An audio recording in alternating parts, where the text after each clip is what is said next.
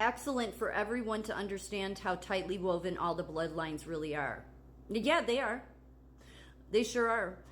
If you're somehow implying, though, that makes Donald Trump he's not one of the 13 families. Not that I know of, but it doesn't matter. What the point is to me putting up that video is that's why Trump says he's an insider. He's more than an insider. Like he said, he's the only one that can take the system down. You would need an insider to take it down. But he has more influence than some Washington, D.C. Deep state bullshit. Because that video that you're replying to, all those kings, that's just on his maternal side. On his paternal side, his father's side. Well, he goes back to Philip Christ III. Say Johannes George Christ, Sabrina Christina Christ, brother of Philippina Christ, Elizabeth Christ. And as you can see there, Elizabeth Christ, paternal grandmother of Donald J. Trump. But then, it continues on. So then I tried to look up Philip Christ III. There was a couple of interesting things that, I don't know if it's Chat GPT, but it's the AI generated. This is what it gave me. Philip Christ III's burial location is unknown and his remains are undetermined. However, his Find a Grave memorial lists general information about Karlstadt and names his 4 grandparents, both parents, his wife, and their 4 children who lived to adulthood. Paternal lineage, Philip Christ III is the paternal great-grandfather of former U.S. President Donald John Trump. Do you see the pictures below that? That it tied to this? See the first one? It's Philip the Apostle.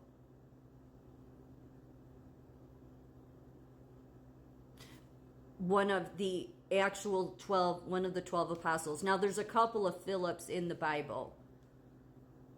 So again, this goes back to a video I did like less than a week ago about how Jesus's bloodline he had half brothers. I don't know when the Catholic Church started their nonsense that Mary did go on to have children. But they wanted to turn her into an idol, so they needed to convince everybody that she stayed a virgin forever. It's like, okay, no. They were the people that were at the foot of the cross when Jesus was crucified. So those were his half brothers. And he had like 2 sisters. So that would have been a bloodline of half. Those would have all been half of his bloodline of him, half of him, because of Mary. Okay? So they go on to have children and go on to have children, and many of them go on to become kings, or some, in the case of the parents of Philip Christ III, which was Johann George Christ's occupation. Based on the provided search results, Johann George Christ III, Philip's father, was a farmer or viticulturist, and Karlstadt is a region known for its wine production. The family tree and genealogy profile suggest that Johann George Christ III was a rural resident and his occupation was likely tied to the land and agriculture.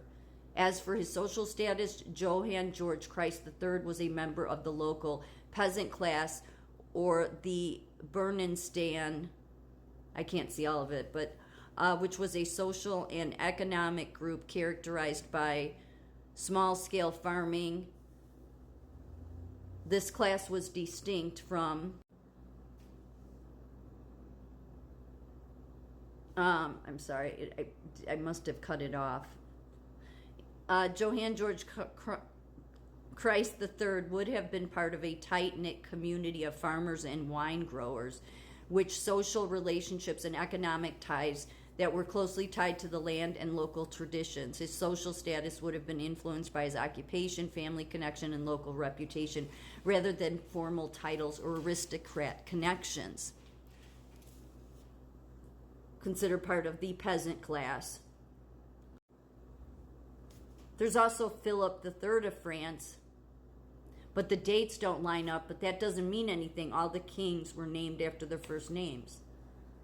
So, and he was considered Philip the Bold. Yeah. So, or it could be this king, but I'm pretty sure that I don't think those dates line up either.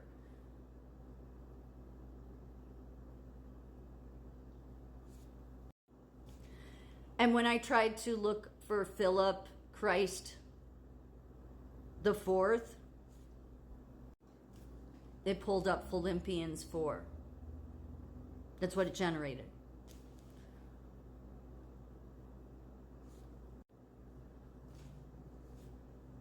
Philippians 4 is the final chapter of the epistle of the Philippians in the New Testament.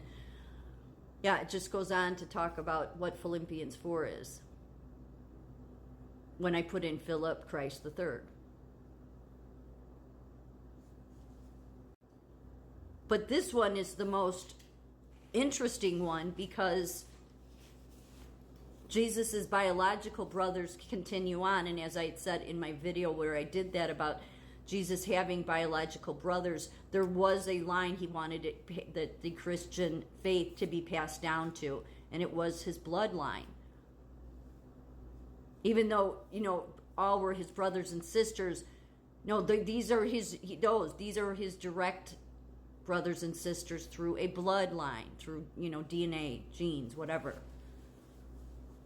So they went on to have children, and yet this is what it pulls up when I put in Philip Christ the Third, or Philip Christ the Fourth, or I'm sorry, the Third, but the Fourth pulls up Philippians.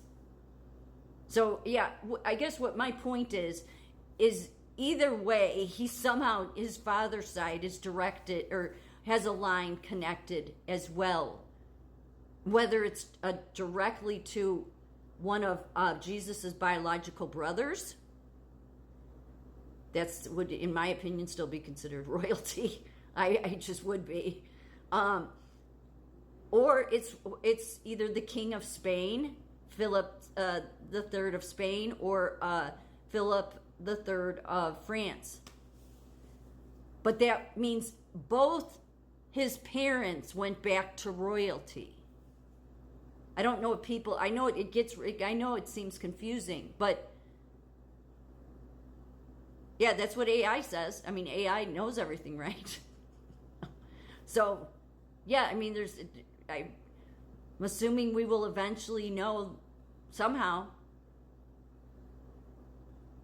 And the Christ family did go on to carry Christian values on to their in Germany to the ones that owned the wine vineyards. Interesting that would be wine vineyards, especially because God talks so much in the Bible about the wine vineyards and the branches and all that stuff, and uses those things. So yeah, they did go on to teach Christian values, so that's important too, going way back then. So you have to use some common sense here and just realize that, well, the deep state can do whatever they want, but his influence goes far into other countries. That's why they're afraid of him. That they're afraid of him for more than just the fact that, I mean, these are people that have already tried to assassinate the man twice. Tried to assassinate him twice. So he's not just somebody they hate. They're afraid of him. Put it together. It's truly, this is not hard to put together. You just need to, you need to understand God and his word, and you need to have common sense. That's what it takes. Donald Trump is not some king that wants to come in and take over. He's already shown his deeds the first 4 years that he was in office. If anything, God is trying to send you a sign that how more obvious does it have to be that I'm trying to get your attention?